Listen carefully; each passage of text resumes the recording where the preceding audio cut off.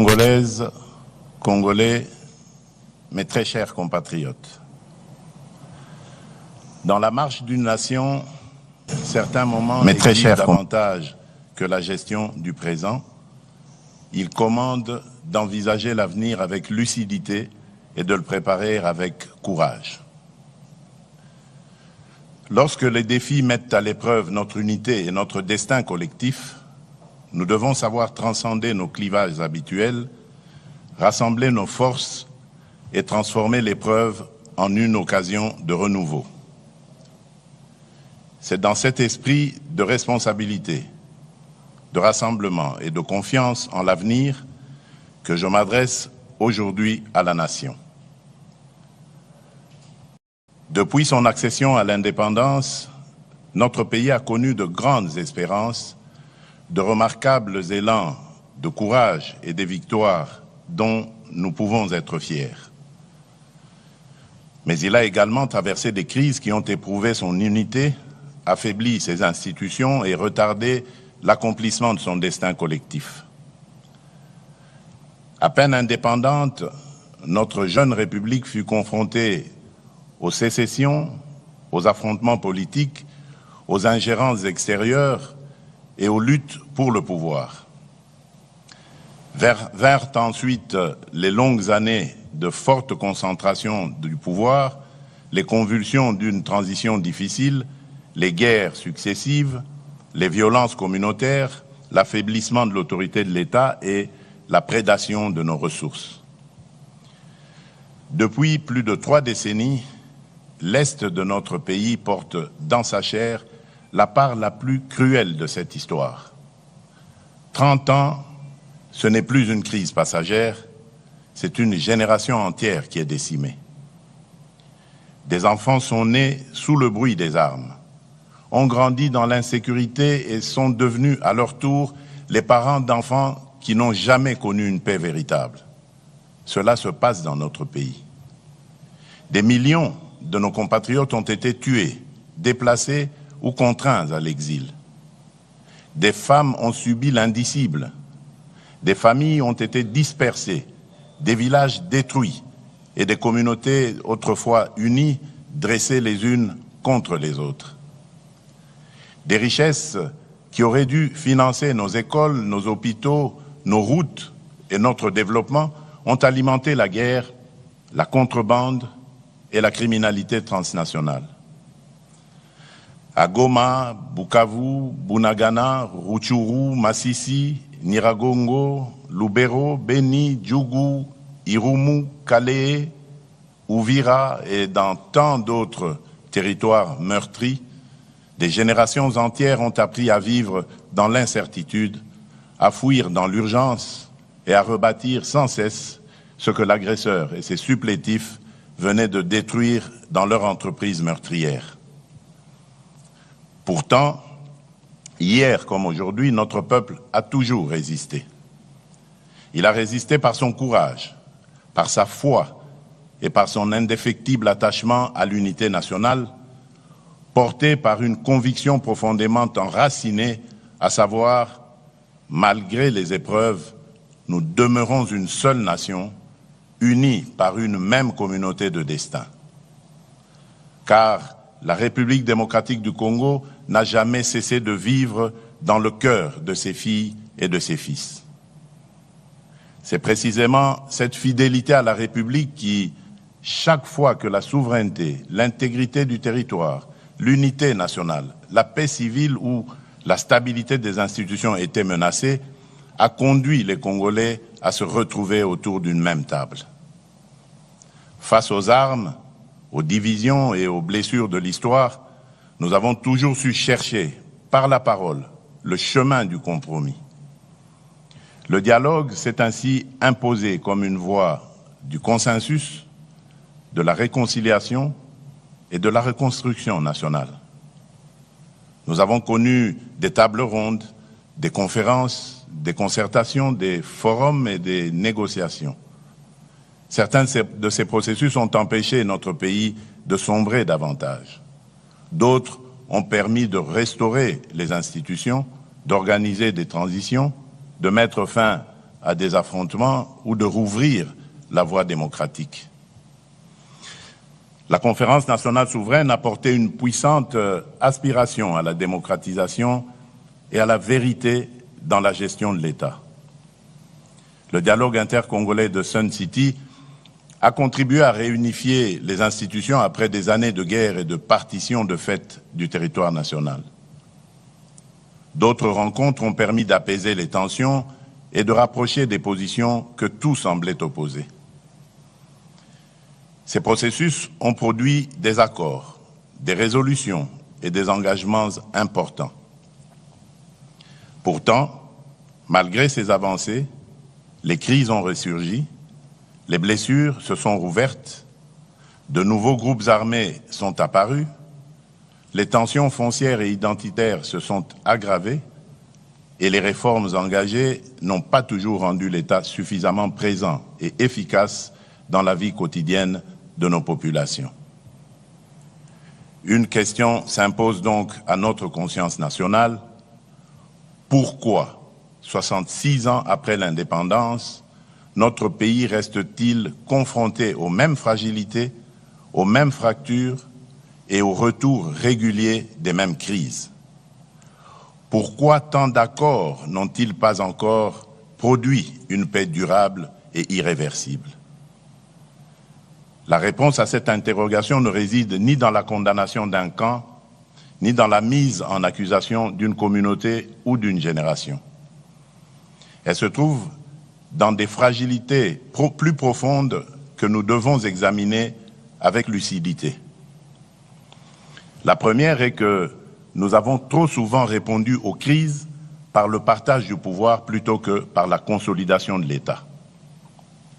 Nous avons réparti les fonctions et les responsabilités sans transformer suffisamment les institutions appelées à survivre aux hommes et aux circonstances. Or, un arrangement politique peut être remis en cause. Seule une institution forte, légitime et durable protège la République dans le temps. La deuxième est que nombre de ces processus sont demeurés concentrés entre acteurs politiques dans des espaces éloignés des réalités quotidiennes de nos populations. Le peuple congolais a souvent été appelé à soutenir des conclusions qu'il n'avait pas véritablement contribué à élaborer. Pourtant, aucun accord ne peut durer s'il n'est pas compris, approprié et défendu par la nation elle-même. La troisième est que nos engagements n'ont pas toujours été accompagnés. Les responsabilités étaient mal définies de résultats. Les calendriers imprécis. Trop souvent, la signature a été confondue avec l'action.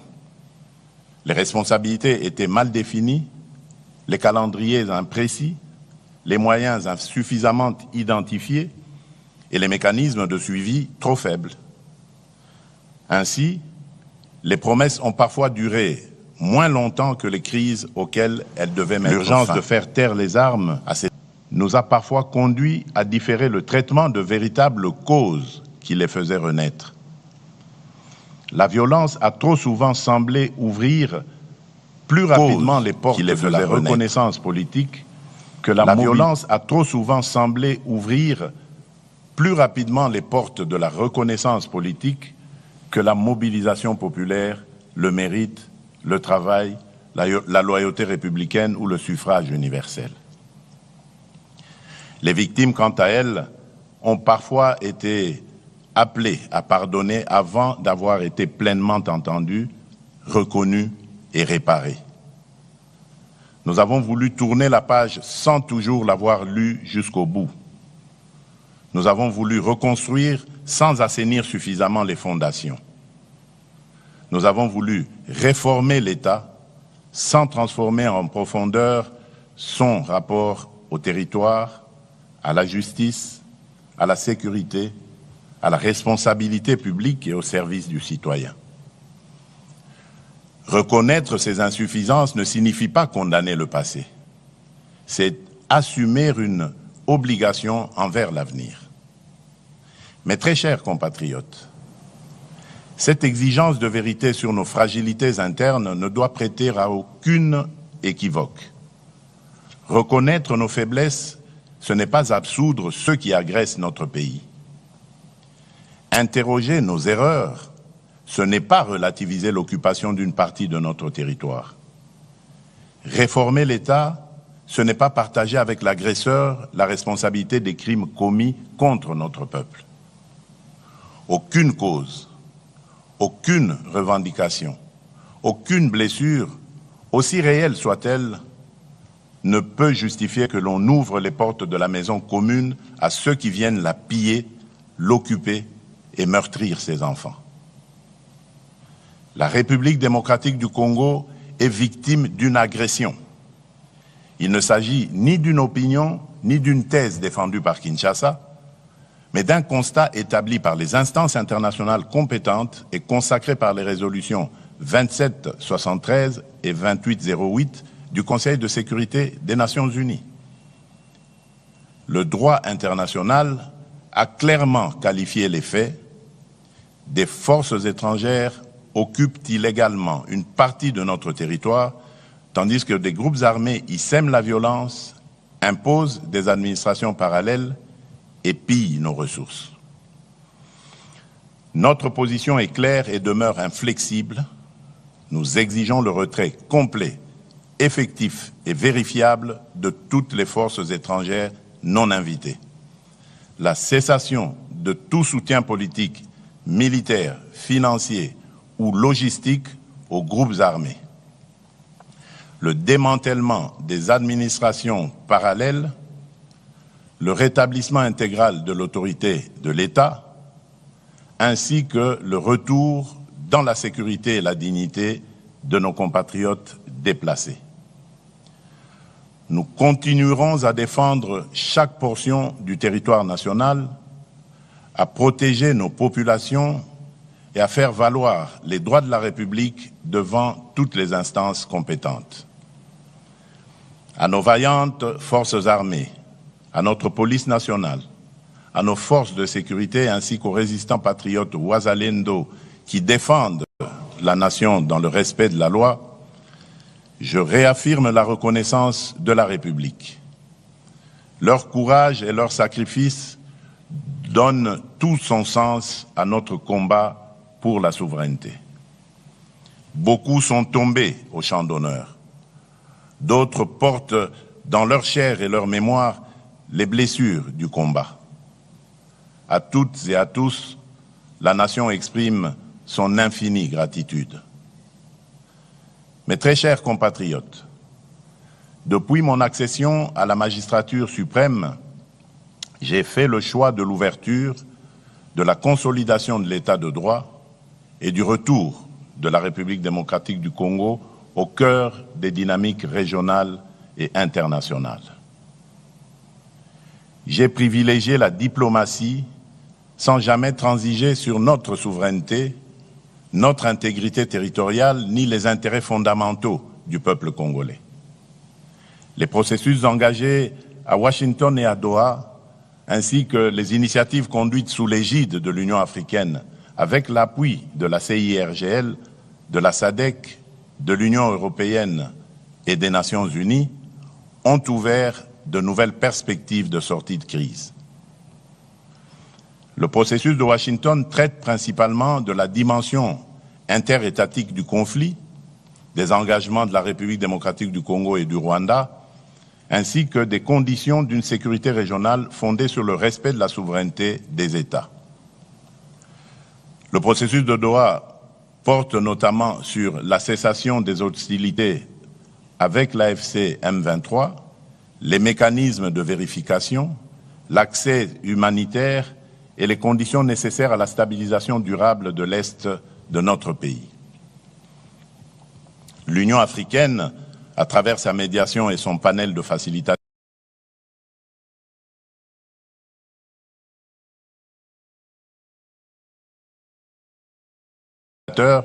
veille à la cohérence africaine de ces démarches en coordination avec les organisations régionales et nos partenaires internationaux. Ces processus sont indispensables. Ils doivent être poursuivis avec constance et leurs engagements pleinement exécutés. Mais ils ne peuvent, à eux seuls, réparer toutes les fractures qui traversent notre nation. Face aux menaces extérieures, notre sécurité repose d'abord sur notre détermination à défendre la patrie, sur la solidité de nos institutions et sur l'efficacité de notre diplomatie. Elle peut être renforcée par l'engagement ferme de nos partenaires vis-à-vis de l'exigence du bon fonctionnement des mécanismes internationaux. Mais notre cohésion intérieure dépend avant tout de nous. Elle demeure le fondement le plus sûr de notre souveraineté et la meilleure garantie de notre avenir. Les processus de Washington et de Doha peuvent soutenir nos efforts en faveur de l'assainissement des relations entre États, de la cessation des hostilités et de la stabilisation de l'Est. Mais aucun accord diplomatique ne peut définir à la place des Congolais la République que nous voulons bâtir, ni réconcilier durablement nos communautés sans leur pleine participation. Les avancées obtenues sur le terrain diplomatique ne produiront une paix durable que si elles s'appuient sur la cohésion nationale et sur la reconstruction intérieure de la République. C'est pourquoi, après avoir consulté les institutions de la République, les forces politiques et sociales, les confessions religieuses, les autorités coutumières, les milieux scientifiques, plusieurs personnalités de notre pays ainsi que certains de mes pairs de la sous-région, j'ai décidé de convoquer le dialogue national pour la paix, la cohésion et la refondation de l'État. Ce dialogue est une initiative souveraine conçue par les Congolais et pour les Congolais, conduite sur le territoire national et orientée exclusivement vers les intérêts supérieurs de la nation. Il réunira les filles et les fils de notre pays autour d'un impératif qui dépasse nos personnes, nos partis et nos ambitions, à savoir défendre la République, consolider la paix, préserver l'unité nationale et protéger nos intérêts stratégiques. Il ne constituera ni une négociation avec l'agresseur ou ses supplétifs, ni un moyen détourné de remettre en cause le choix souverain du peuple exprimé par les urnes en 2023. Il ne saurait davantage conduire à la suspension des institutions de la République, lesquelles continueront d'exercer pleinement leurs prérogatives jusqu'au terme constitutionnel de leur mandat. L'ambition de ce dialogue est claire: permettre au peuple congolais de ne plus seulement répondre aux manifestations successives de nos crises, mais d'en traiter enfin les ressorts profonds. Pour y parvenir, nous devons cesser d'envisager l'avenir de la République à travers le seul prisme de nos appartenances politiques, de nos rivalités idéologiques et de nos sensibilités communautaires. L'intérêt supérieur de la nation doit prévaloir sur toute autre considération. La République nous précède, nous dépasse et nous survivra. La cohésion nationale à laquelle nous aspirons ne commande ni l'effacement de nos divergences, ni la renonciation à la pluralité démocratique. Elle se fonde sur le respect des différences et la liberté du débat et se mesure à notre capacité à défendre des projets distincts sans trahir la République, comme à vivre pleinement nos appartenances culturelles, linguistiques, provinciales ou politiques, sans jamais les placer au-dessus de notre commune citoyenneté congolaise. Car si la démocratie nous autorise à nous opposer, la patrie, elle, nous interdit de nous déchirer. Mais très chers compatriotes, ce dialogue national se distinguera d'abord par son ancrage territorial. Il ne commencera pas à Kinshasa, mais au cœur de nos 26 provinces, de nos territoires et de nos communautés. Avant les assises nationales, une vaste consultation politique et technique sera organisée dans chaque province. Des forums préliminaires réuniront au chef-lieu provincial les populations, les autorités locales, les députés nationaux et les sénateurs élus de la province, les représentants des entités territoriales décentralisées et déconcentrées, les partis et regroupements politiques de la majorité et de l'opposition, la société civile, les autorités coutumières, les confessions religieuses, ainsi que les milieux professionnels, économiques, universitaires et scientifiques. Chaque province établira en toute franchise son propre diagnostic, les causes de l'insécurité, les conflits fonciers et coutumiers, les tensions communautaires, les insuffisances administratives, les inégalités, les obstacles au développement et les réformes jugées nécessaires. La consultation associera également les institutions et services publics nationaux, les entreprises et établissements publics, les organisations des femmes, des jeunes, des travailleurs, des personnes vivantes avec handicap et autres personnes vulnérables, les entrepreneurs, les agriculteurs, les enseignants, les chercheurs, les artistes, les professionnels de santé, les acteurs de l'économie informelle ainsi que la diaspora congolaise. Chaque entité consultée formulera ses priorités et ses propositions.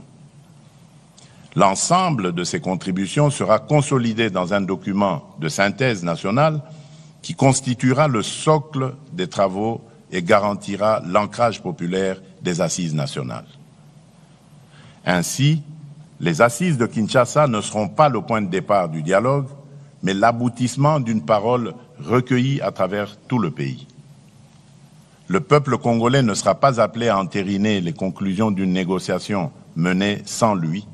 Il sera la source, la conscience et le véritable auteur de ce processus.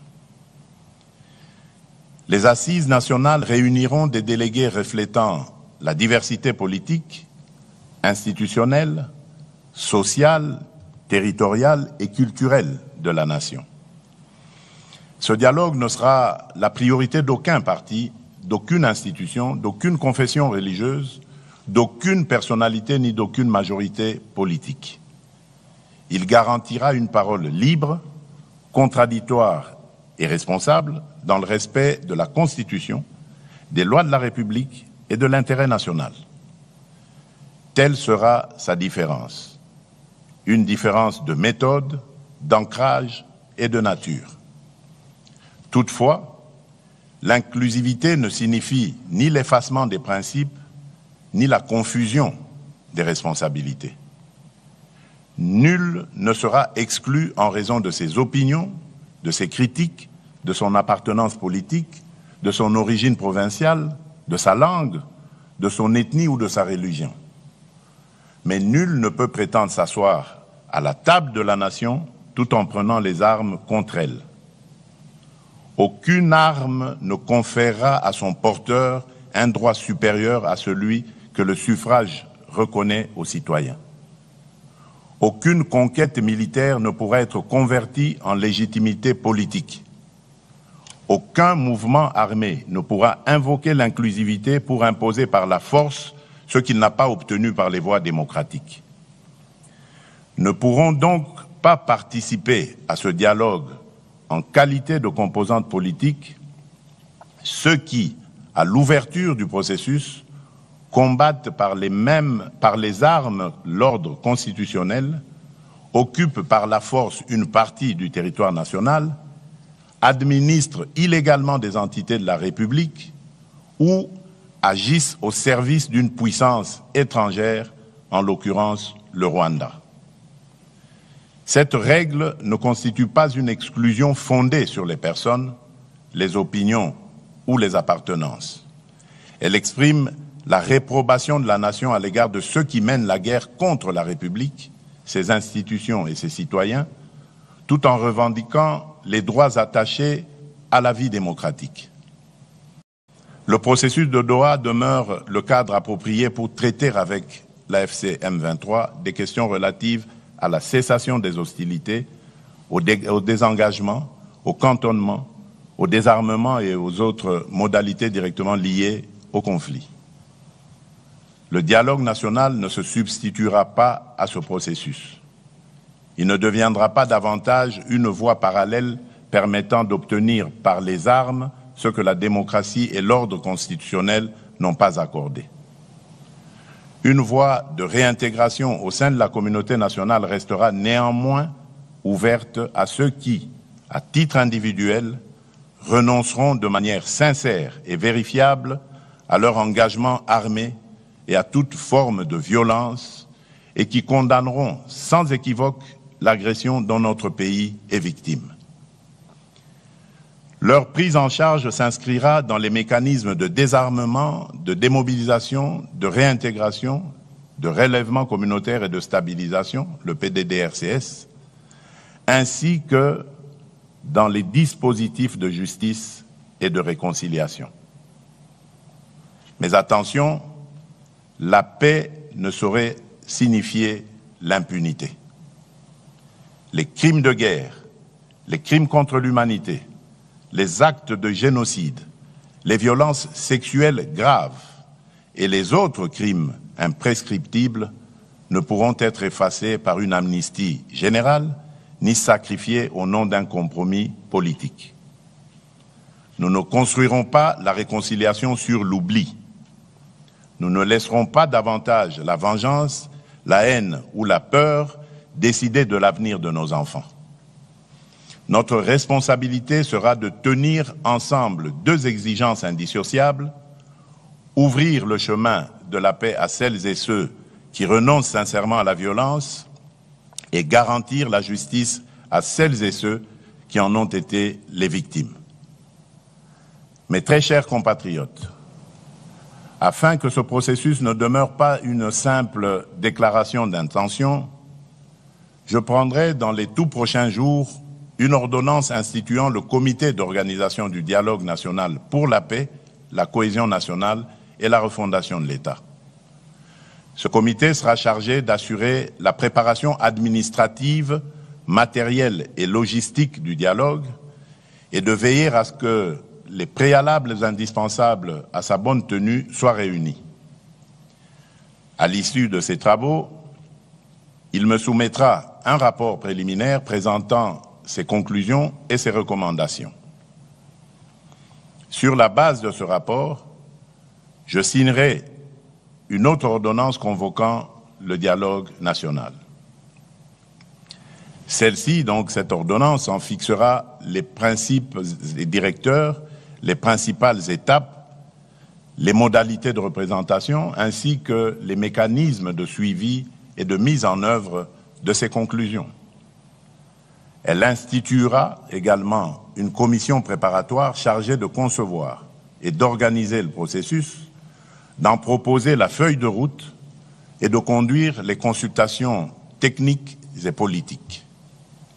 Ces membres seront choisis pour leurs compétences, leur probité, leur indépendance d'esprit et leur attachement à l'intérêt national.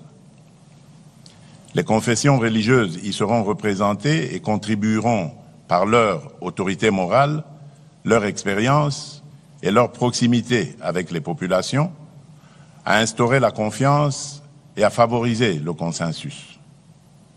Les autres organes du dialogue, notamment le bureau et l'assemblée plénière, ainsi que leurs attributions et leurs modalités de fonctionnement, suivront par la suite. Le processus s'ouvrira par des consultations dans les provinces. Il se poursuivra par des assises nationales à Kinshasa, sur le territoire de la République. Car un dialogue congolais consacré à l'avenir du Congo doit se tenir au Congo sous la responsabilité des Congolais. L'ensemble du processus sera limité à une durée maximale de 3 mois. Il devra être suffisamment inclusif pour garantir une expression libre, pluraliste et représentative, tout en demeurant rigoureusement encadré afin de préserver l'enlisement, les manœuvres dilatoires et la dilution des responsabilités.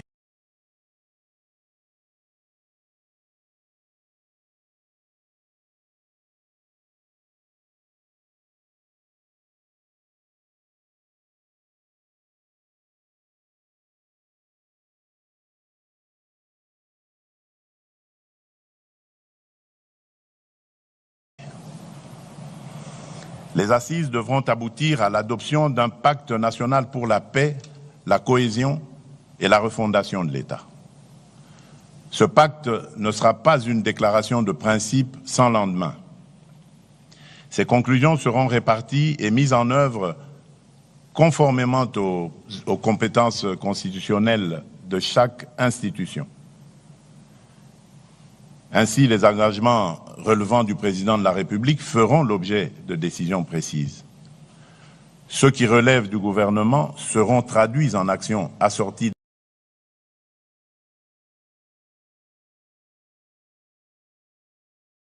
d'échéances, de moyens et d'objectifs mesurables. Les réformes relevant du Parlement lui seront transmises conformément aux procédures prévues par la Constitution.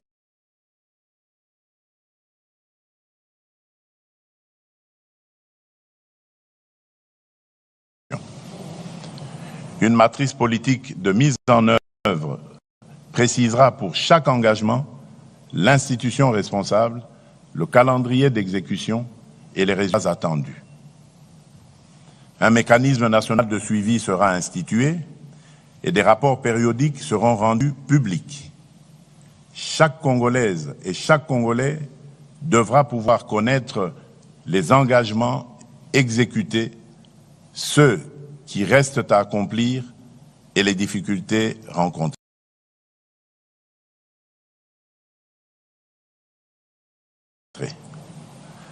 C'est par la transparence que nous reconstruirons la confiance.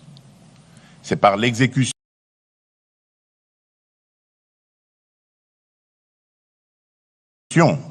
que nous distinguerons ce dialogue de tous ceux qui l'ont précédé. Je compte également sur l'engagement des autorités coutumières, de la société civile,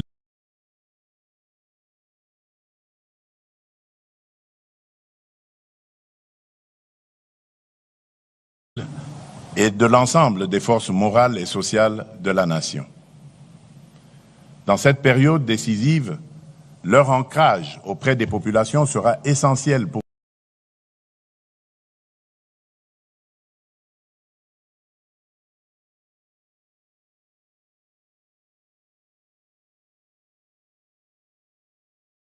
contribuer à l'apaisement des tensions, au rapprochement des communautés et à la consolidation de la cohésion nationale.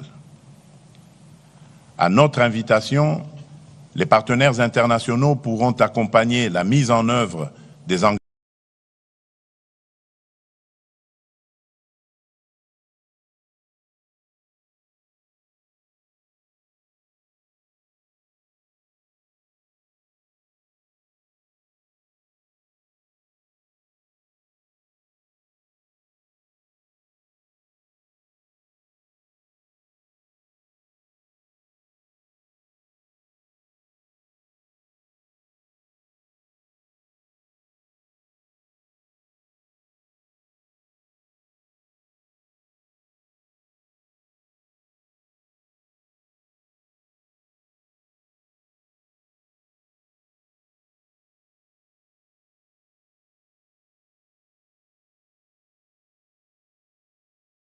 de violence, préférer l'argument à l'invective.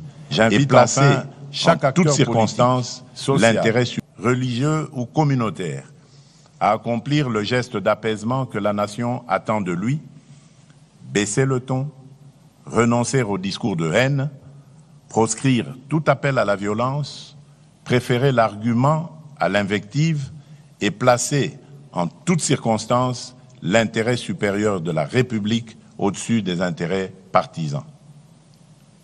Congolaises, Congolais, mes très chers compatriotes, l'heure n'est plus aux postures stériles. L'heure n'est plus aux querelles de préséance ni aux fractures entretenues au détriment du peuple. L'heure est au sursaut, à l'unité et à l'action. Au-delà des crises présentes, la démarche que nous engageons nous invite à un choix historique. Voulons-nous leur léguer une République condamnée à subir les crises ou un État capable de les prévenir et de protéger durablement sa population? Voulons-nous leur laisser un territoire immense mais inégalement administré, ou une puissance publique présente dans chaque province jusqu'au dernier village et à la dernière frontière? Voulons-nous une démocratie où chaque compétition politique menace la cohésion nationale, ou une république où les désaccords s'expriment librement sans compromettre la paix civile ni la continuité de l'État? Voulons-nous enfin leur transmettre une économie qui exporte ses richesses tout en maintenant son peuple dans la précarité, ou une économie qui transforme ses ressources, crée des emplois, réduit les inégalités et améliore réellement les conditions de vie? Nous devons bâtir une république où nul n'aura à prendre les armes pour être entendu, où l'appartenance ethnique, provinciale ou sociale ne sera ni un privilège ni un motif d'exclusion, où la justice ne sera pas l'apanage des puissants, où enfin notre diversité ne sera plus instrumentalisée pour nous diviser, mais reconnue comme une richesse et mise au service de l'unité nationale. Nous voulons une république réconciliée avec elle-même, respectée dans la région et capable d'assumer au cœur de l'Afrique le rôle que lui assigne son histoire, sa géographie, son peuple et ses ressources. À la jeunesse congolaise, je veux dire ceci. Ce dialogue ne concerne pas seulement le pays tel qu'il est aujourd'hui. Il engage l'État dont vous hériterez demain. Ne laissez personne décider de votre avenir sans vous. Prenez toute votre place dans ce processus. Portez-y vos idées, vos exigences, votre créativité et votre volonté de transformation. Rejetez les discours de haine, les manipulations identitaires et les appels à la violence. La République a besoin de votre intelligence, de votre énergie et de votre courage. Aux responsables politiques, je demande de mesurer pleinement la portée de ce moment. Le dialogue ne devrait être ni un marché politique, ni un instrument de repositionnement personnel, ni une tribune de règlement de comptes. Il devra servir exclusivement la paix, l'unité nationale et l'intérêt supérieur de la République. Aux États et organisations partenaires, notamment les États-Unis d'Amérique, l'État du Qatar, l'Union africaine, l'Union européenne, les participants solliciteront un accompagnement ferme et constant. Celui-ci devra contribuer au retrait des troupes rwandaises du territoire congolais, au dépôt des armes par l'AFC M23 et à l'aboutissement des processus engagés à Washington et à Doha. Pour ma part, je prends devant la nation l'engagement de garantir l'indépendance, la représentativité et la sécurité de ce dialogue. Je veillerai à ce qu'il ne soit confisqué par aucun camp ni détourné de sa finalité. Je veillerai également à ce que ces conclusions ne se perdent ni dans les calculs politiciens, ni dans l'oubli. Elles devront être traduites en décisions, en réformes et en résultats concrets pour notre peuple. Nous avons hérité d'un pays immense, mais d'un État encore fragile. Nous n'avons pas choisi cet héritage, mais nous pouvons choisir ce que nous en ferons. Il nous appartient de transformer les souffrances d'hier en fondation pour demain et transmettre aux générations futures non pas un pays perpétuellement à reconstruire, mais un État solide, une nation unie et une république souveraine, pleinement maîtresse de son destin. C'est dans cet esprit que je déclare officiellement lancer le processus du dialogue national pour la paix, la cohésion et la refondation de l'État. Que vive l'unité nationale, que Dieu bénisse la République démocratique du Congo et son peuple. Je vous remercie.